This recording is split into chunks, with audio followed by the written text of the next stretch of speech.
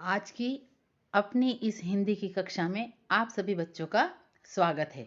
बच्चों, आज हम जिस रचना को जानने जा रहे हैं उसका नाम है भक्तिन और इस रचना की लेखिका है बहुमुखी प्रतिभा की धनी महादेवी वर्मा जी को। इन्हें हम लेखिका संबोधित कर रहे हैं क्योंकि यह उनकी गद्य की रचना है।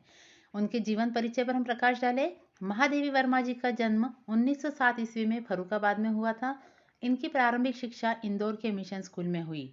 9 वर्ष की आयु में ही इनका विवाह हो गया, परंतु इनका अध्यापन चलता रहा। 1929 में बौद्ध भिक्षुक बनना चाहती थी, परंतु गांधी जी के संपर्क में आने पर समाज सेवा की ओर उन्मुख हो गई।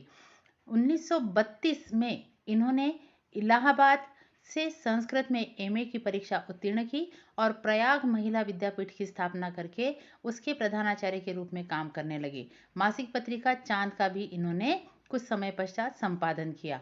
भारत सरकार ने इस बहुमुखी प्रतिभा की धनी महिला को 1956 में पद्म भूषण से सम्मानित किया। 1983 में यामा कृति पर इन्हें ज्ञानपीठ पुरस्कार से सम्मानित किया गया। उत्तर प्रदेश हिंदी संस्थान ने भी इन्हें भारत भारती पुरस्कार से सम्मानित किया। 1987 में इनकी मृत्यु हो गई। आइए प्रकाश डालें इनकी रचनाओं पर।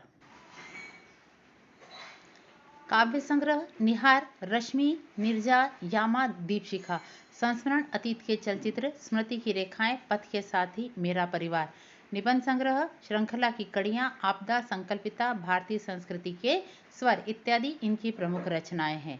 अब हम जानें इनका साहित्य में स्थान। साहित्य में स्थान की दृष्टि से यदि हम देखें तो महादेवी वर्मा जी छायावाद के 4 आधार स्तंभों में से एक स्थान रखती थी।